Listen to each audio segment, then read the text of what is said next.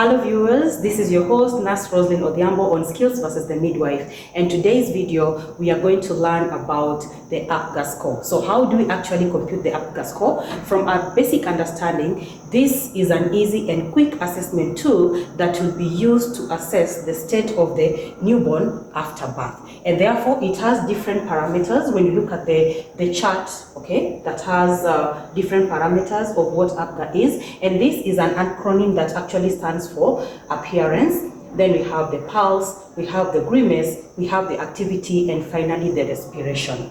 Now, when we break down this chart further, you can see that this upper section, we have the sign. So the sign in terms of color, all right? So appearance is the color of the baby. And then we have P for pulse, that is the heart rate of the baby. We also have the grimace, that is refers to the reflex irritability of the baby and how does it respond to stimulation. We also have activity, that refers to muscle tone. Okay, what does the baby flex? Okay, when you look at the feet and also the arms or the extremities. And then finally respiration, and here we basically refer to as effort. So what is the respiratory effort of this baby? Then normally the Apgar score is computed out of 10. So the total score that we normally give to the baby when we have to actually weigh the status and see if it is doing well or not, or if it's responding well or not, it is out of 10. And the total for each of the parameters is actually 2 points. So when you look at the sign versus the points, then we have 0, 1, 2, and we have in each of the points it means what we have here as follows. So if we have 0 for appearance, then it means that the baby is appearing to be blue or it is pale. For pulse, then if it is a 0 point, then there is no pulse at all. And if we have the grimace, therefore, and it is 0, there is no response to stimulation. So this baby does not respond to any stimulation at all. Then for activity, then there is no activity. When you actually look at the extremities, that is the feet and also the arms, there is no flexion completely. And for the respiratory effort, if it is absent, then it means it will have a 0 point. When we have the 1 point for appearance, therefore it means the extremities are blue and the body is pink. The extremities are blue, the body is pink. And for pulse, if the point is 1, then this the heart rate of the baby is actually less than 100 beats per minute. And on grimace, that simply means that this baby can only grimace on suctioning, and it has a relatively weak cry, or it can actually grimace with aggressive stimulation. For activity, then it means there is some flexion of the arms or of the legs if you are giving a 1 point. And finally for respiratory effort, then this simply means if you are giving a 1, then this baby has a weak respirations, irregular, or they can also be slow. When we look at when we are giving the score to be at the highest point, that is 2, then for appearance the body will be completely pink and there is no cyanosis at this point. And for pulse, it is more than 100 beats per minute. When you look at the grimace, then the baby will cry on stimulation, and this is active crying.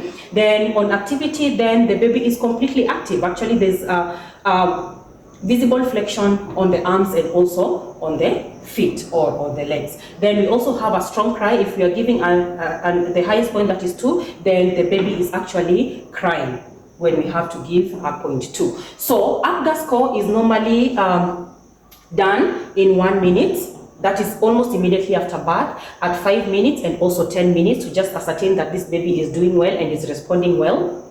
Okay, and also when you are documenting Apgar score, then this is what we do. For example, the numerator is what now we refer to as the score itself, that is out of 10, while the denominator is now the time that you are actually doing it. So if I say 8 over 1, then the Apgar score at 1 minute is 8, Apgar score at 5 minutes is 9, and Apgar score at 10 minutes is actually 10. So this is how we'll actually document once we have done our scoring for the baby. Now, once we have that understanding, let's now break down. So what if we get a certain score? What does that mean? So if we get a score between 7 to 10, then it simply means the baby is not doing very bad. So we'll continue with the routine post-delivery care all right, the normal post-delivery care for this baby as we closely observe how it is responding. If the score is between 4 and 6, then we may actually require some resuscitation done.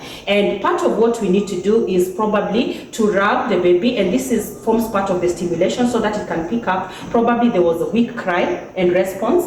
And we also make sure that the baby is kept warm, it is dressed warmly and covered, and even put in a very warm environment. And at the same time, we can actually suction. For example, it has a lot of secretions, or had taken in a lot of milk fluid when it was born. So we suction what is visible, nasal, from the nose and also from the mouth. And finally, we can also give oxygen just so that the appearance of the baby can actually pick up and become pink. So some resuscitation may be required if you have a score between 4 and 6. And finally, if you have a score between 0 and 3, then we actually require a complete resuscitation taken by the team who are actually taking care of this baby.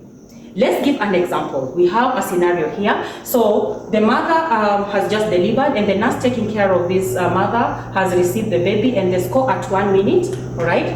This is the score that we need to compute at 1 minute. So the heart rate is 120 beats per minute. So let's go back to our chart and check where we fall. So if we have 100 beats per minute and above, look at this, the score will be 2. So the pulse to be score with having a score of 2. Then the color of the baby is pink. So when we come back to the appearance on our chart, then if we are having pink body, then those are 2 points. Appearance is 2. Then the grimace, this baby grimaces on stimulation. So it only grimaces on stimulation. Let's go back to our chart on grimace section. So it will grimace on stimulation, all right? So we will have to give it a 1 point, because if it automatically cried, all right, then it will score a 2. So this one will give it a 1.